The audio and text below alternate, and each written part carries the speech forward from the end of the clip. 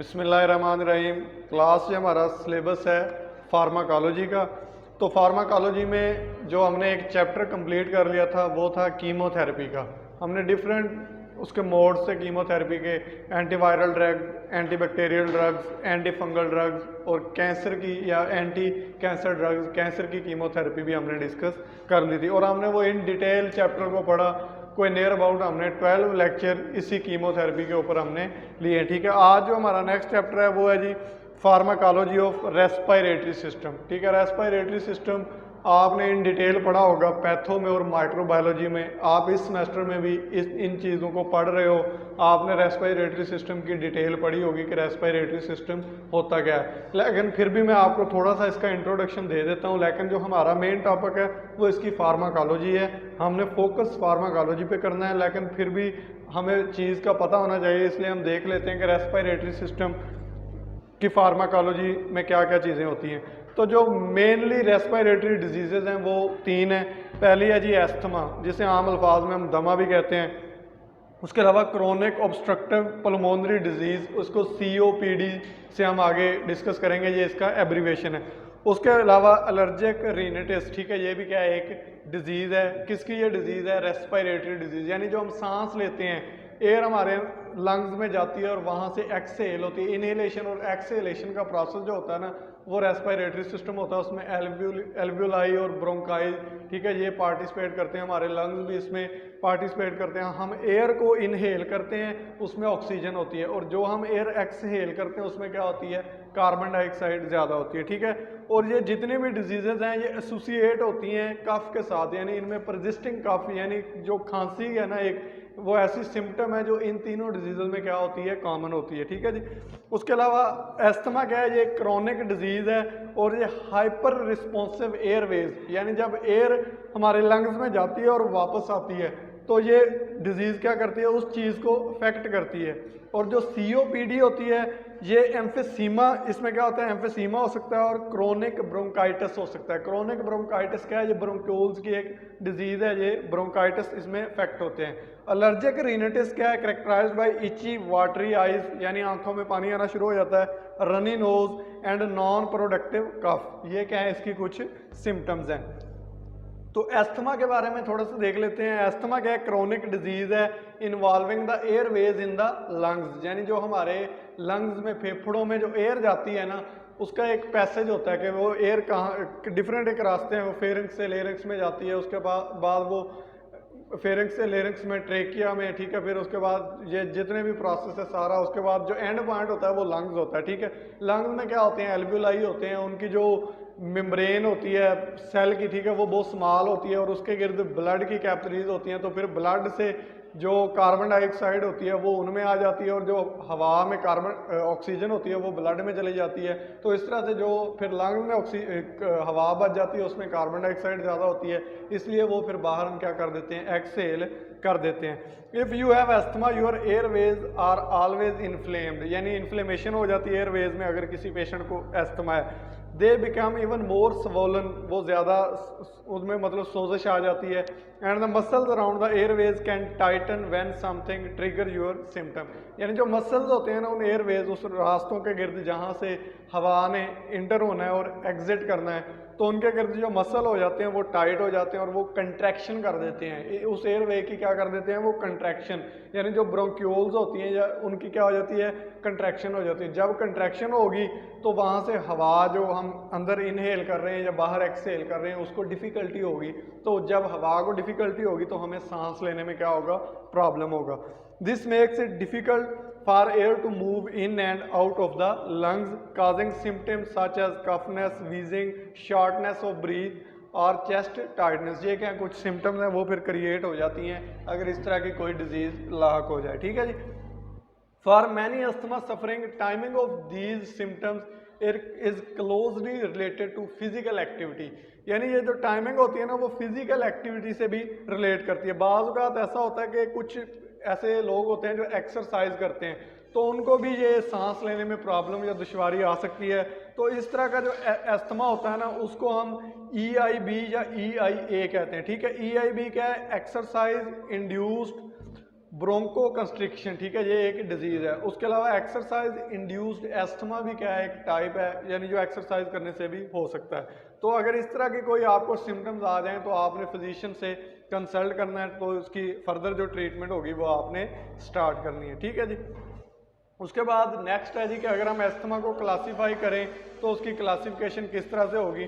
तो जो डॉक्टर है ना एस्थमा को कुछ इस तरह से उनकी सिम्टम्स की भी आप पे क्लासीफाई करते हैं। पहला होता है माइल्ड इंटरमिटेंट एस्थमा। पहला कौन सा होता है, माइल्ड इंटरमिटेंट एस्थमा। इसमें क्या होता है, माइल्ड सिम्टम्स होती हैं less than twice a week, यानी वो एक हफ्ते में 2 बार हो सकती हैं या उससे कम हो सकती हैं। और नाइट टाइम जो होती हैं वो ट्वाइस अ मंथ होती हैं, यानी एक माह में 2 बार हो सकती हैं या उससे कम हो सकती हैं। उसके बाद माइल्ड परसिस्टेंट एस्थमा होता है, इसमें 3 to 6 टाइम हो जाती हैं वीक में। नाइट टाइम में अगर देखें तो 4 टाइम हो जाती हैं मंथ में, ठीक है। मॉडरेट परसिस्टेंट एस्थमा क्या होती हैं, जो इसकी सिम्टम्स होती हैं वो 3 to 6 टाइम अ वीक हो सकती हैं और 3 to 4 टाइम अ मंथ हो सकती हैं नाइट टाइम में। और सवेयर परसिस्टेंट एस्थमा क्या होता है, इसमें दिन और रात दोनों में लगातार इसकी सिम्टम्स आती हैं। You have to limit your activities, तो इस दौरान हमें अपनी एक्टिविटीज़ को कम करके जो मेडिकेशन है उस प्रोसेस को स्टार्ट करना चाहिए, ठीक है जी। अगर हम देखें टाइप्स ऑफ एस्थमा, तो पहला होता है एलर्जीज एंड एस्थमा, यानी एलर्जिक रिएक्शन हो जाता है, एलर्जी वगैरह हो जाती है। एयर पोल्यूशन अगर हो ना, बाज़ लोगों को एलर्जी हो जाती है, सांस लेने में दुश्वारी आ जाती है। एक्सरसाइज इंड्यूस्ड एस्थमा, ऐसा एस्थमा जो कुछ लोग होते हैं वो एक्सरसाइज वेट लिफ्टिंग करते हैं, ठीक है, तो उनके वो सांस लेते हैं तो उनकी जो ब्रोंक्यूल्स होती हैं या ब्रोंकाइटिस होती हैं वो टूट जाती हैं, ब्रेक डाउन हो जाती है, तो उससे भी ये इस तरह की डिजीजेज क्रिएट हो जाती हैं। कफ वेरिएंट एस्थमा, यानी जो लोग ऐसे हैं वो स्मोकर हैं, स्मोकिंग करते हैं, तो उनमें भी जो एयर का पैसेज एयर वे होता है वो ब्रेक डाउन हो जाते हैं, उसमें जो मसल्स होते हैं वो टूट जाते हैं, फाइबर्स, तो उससे भी फिर क्या होता है, सांस लेने में दुश्वारी आती है, खांसी हो जाती है, ये भी एक अस्थमा की। ऑक्यूपेशनल अस्थमा, कुछ लोग ऐसे होते हैं जो एक जगह काम कर रहे हैं, फॉर एग्जांपल कोई लोग हैं वो एक इंस्टीट्यूट में काम कर रहे हैं, वहाँ की उस रूम में जहाँ वो काम कर रहे हैं उसका एनवायरनमेंट ऐसा है कि वहाँ उसको अस्थमा हो जाता है, उसको सांस लेने में प्रॉब्लम आ जाती है कि वो स्पेस टू स्पेस वेरी करता है। नाइट टाइम अस्थमा, यानी कुछ लोग ऐसे होते हैं रात के टाइम उनका दम घुटने लग जाता है, ये उसकी टाइप है। हेल्थ कंडीशन दैट में मिमिक एस्थमा, कुछ ऐसी कंडीशन हो सकती हैं, कुछ आपने ऐसा ट्रीटमेंट शुरू किया कि आपको वो वाली जो डिजीज़ जिसका आपने ट्रीटमेंट शुरू किया वो तो ठीक होगी, लेकिन उसके साथ आपको एक और डिजीज़ लगी, वो क्या है, एस्थमा, तो ये भी क्या है, एक इसकी टाइप है।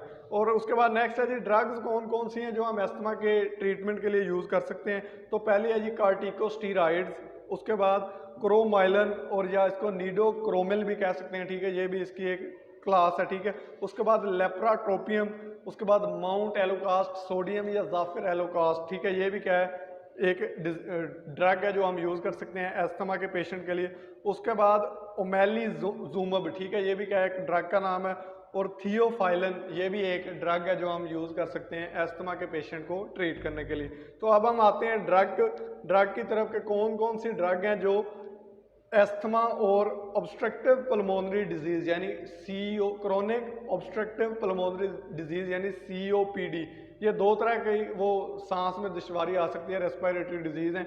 इनको मतलब ट्रीट करने के लिए, इनके ट्रीटमेंट के लिए कौन कौन सी ड्रग यूज़ करते हैं। तो पहली जो क्लास है वो है बीटा-2 एगोनिस्ट। कौन सी है पहली, बीटा-2 एगोनिस्ट। ये क्या होती है, इसकी फर्दर कुछ ड्रग्स हैं इस क्लास से जो बिलोंग करती हैं, उनमें पहली है सल्ब्यूटामोल। कौन सी है, सल्ब्यूटामोल या सल्मेटिरोल, ये भी क्या है, एक एगोनिस्ट ड्रग है, ये यूज़ होती है एस्थमा या सीओपीडी की ट्रीटमेंट के लिए, ठीक है जी।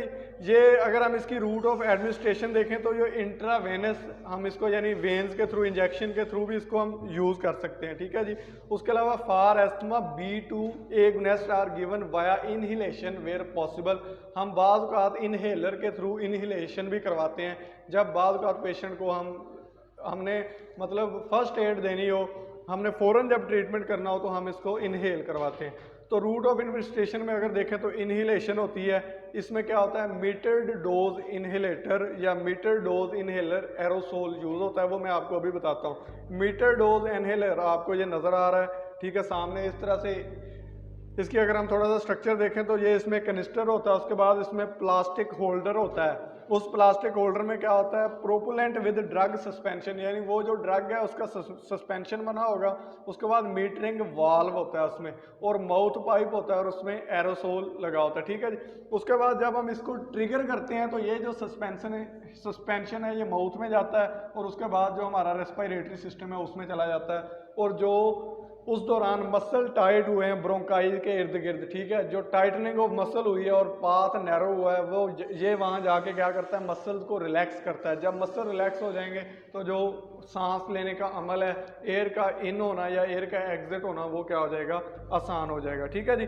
उसके बाद some patients are unable to master this technique. कुछ पेशेंट ऐसे होते हैं जो इस टेक्निक से, जैसे फॉर एग्जांपल बच्चे होते हैं, चिल्ड्रन, उनको पता नहीं होता कि किस तरह से हमने इसको यूज़ करना है, ठीक है।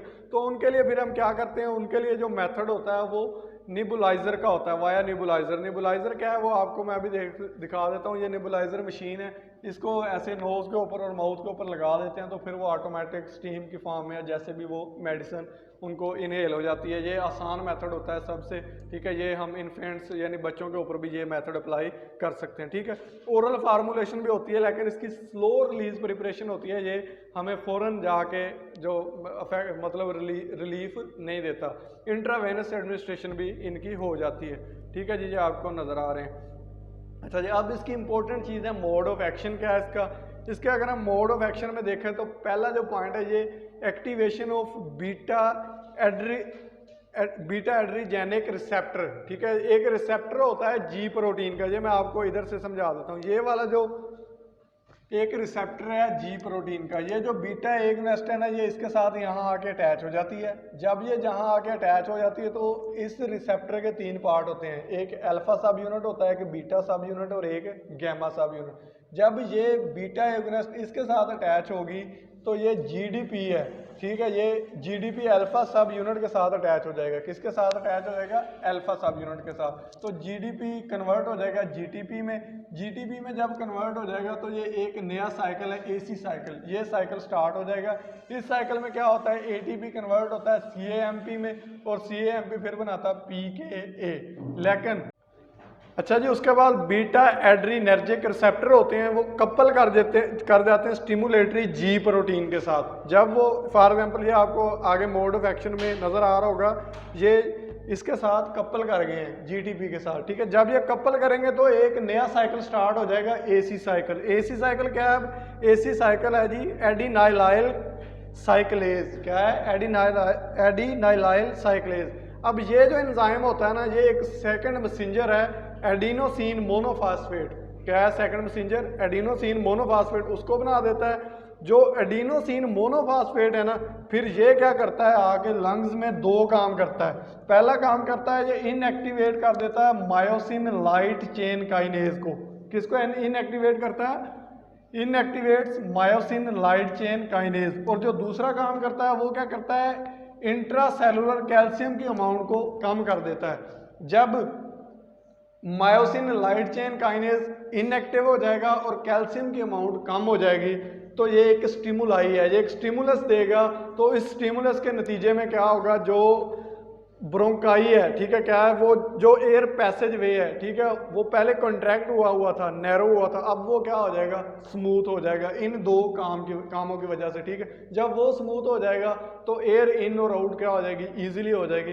इस तरह से ये जो बीटा एगोनिस्ट हैं, ये वाली ड्रग्स की जो क्लास है, ये इस तरह से काम करती है, ठीक है। ये सारा मोड ऑफ एक्शन इधर लिखा हुआ है, आपको मैंने ये समझा भी दिया है, ठीक है जी। उसके बाद अगर हम इसके एडवर्स इफेक्ट देखें तो इसमें ट्रेम्बलिंग हो सकती है, ठीक है, particularly in hands, nervous tension हो सकती है, हेडेक हो सकती है, मसल क्रैम्प हो सकते हैं, ठीक है। और ये वाली जितनी भी एडवर्स इफेक्ट है, ये कुछ दिन रह सकती हैं, ये कुछ हफ्ते रह सकती हैं, और उसके बाद ये डिसअपेयर भी हो सकती हैं, ठीक है जी। उसके बाद अगर हम इसकी फार्माकोकाइनेटिक्स देखें तो मोस्ट अप्रॉक्सीमेटली 90% जो डोज एडमिनिस्टर की जाती है ना बाय एरोसोल, यानी वो जो पंप टाइप जो आपको मैंने दिखाया, अगर उसके थ्रू अगर एडमिनिस्टर की जाए तो वो स्वेलो कर लेते हैं 90%। लेकिन जो 10 to 15% इनहेल होगी होती है, लेकिन वो एब्जॉर्ब नहीं होती, वो फ्री ड्रग की फॉर्म में एयरवेज में रह जाती है। और अगर हम इसकी plasma elimination half life time या टी हाफ लाइफ टाइम देखें तो वो 2 to 4 आवर्स है। ठीक है जी, ये क्या आती है इस ड्रग की फार्माकोकाइनेटिक्स।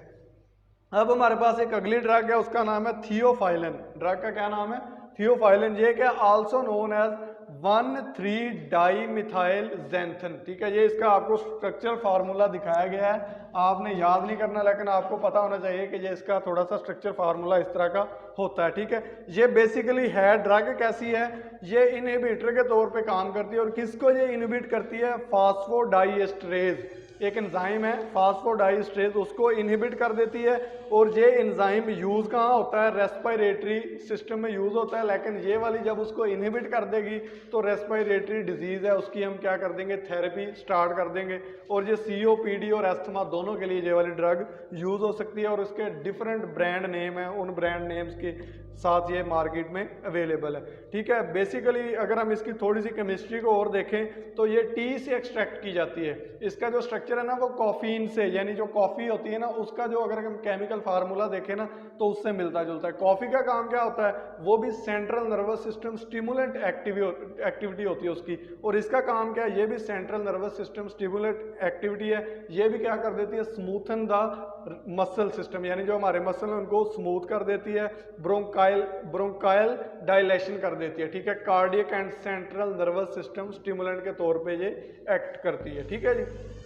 एडवर्स फैक्ट इसमें अगर देखें तो हेडेक हो सकता है, रेस्टलेसनेस यानी बेचैनी हो सकती है, उसके बाद डायरिया हो सकता है, नोजिया हो सकता है, वोमिटिंग हो सकती है, स्केलेटल मसल ट्रिमर हो सकता है, फास्ट हार्ट रेट हो सकती है पेशेंट की। ठीक है, ये क्या है इसके कुछ एडवर्स फैक्ट हैं।